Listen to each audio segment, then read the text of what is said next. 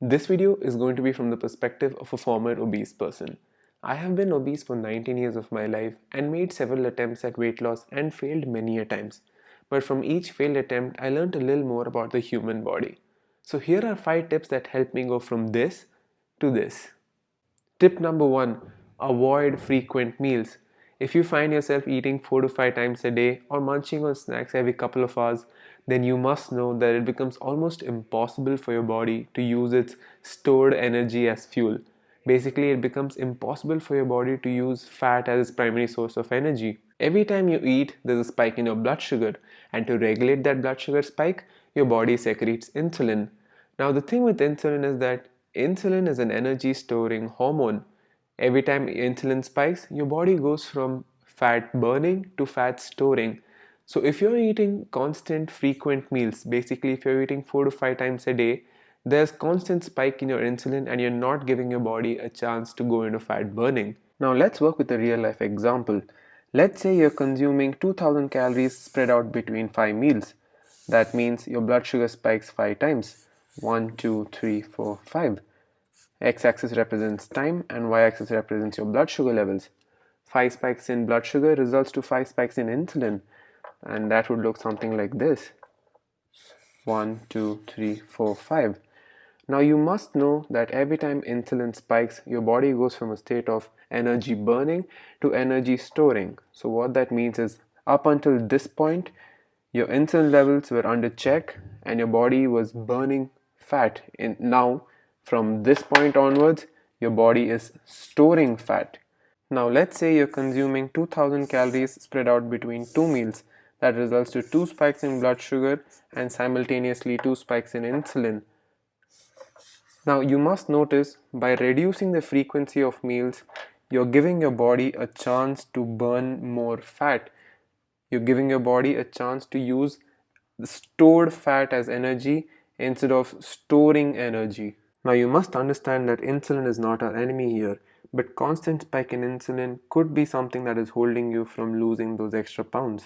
So if you're on a calorie deficit and still not losing weight, it could be because your body is becoming insulin resistant.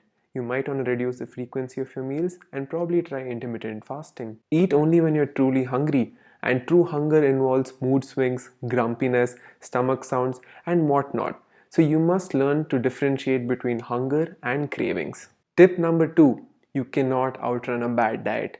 Many a times I was of the opinion that sure, I can eat a piece of cake because I'm gonna go hit the gym and burn that, right? But a piece of cake is probably around 250 to 300 calories, and burning that would take an hour on the treadmill. You could lose weight eating all sorts of junk, but that's going to be very short-lived. I've made that mistake before. Weight loss should come as a consequence of a healthy, holistic lifestyle. Tip number 3. Find a sport or activity that you enjoy and you can do every single day. Other than the fact that you're going to burn a few extra calories, the activity also has a psychological part to play. It becomes easier for you to stick with the diet and to stick with the lifestyle. It could be cardio, it could be strength training, it could be dance, it could be anything. I personally enjoy weightlifting. The reason why I'm so consistent with it is because I enjoy doing it. I can do it every single day. So figure out a form of physical activity that you can stick with in the long run. Tip number 4. Supplements won't work unless you put in the effort. The sooner you learn it, the better it is for you. Tip number 5. Give yourself a clear runway of 8 to 10 weeks. The first few weeks of your fitness journey are the most critical. In fact, within the first 4 to 6 weeks, you will know if you're on the right path or not. Avoid going on a trip or any event that might hamper your results. If you have to think twice about something, it is probably not worth doing. Now, a couple of bonus tips that I have for you would be add more vegetables to your meal, add more fiber.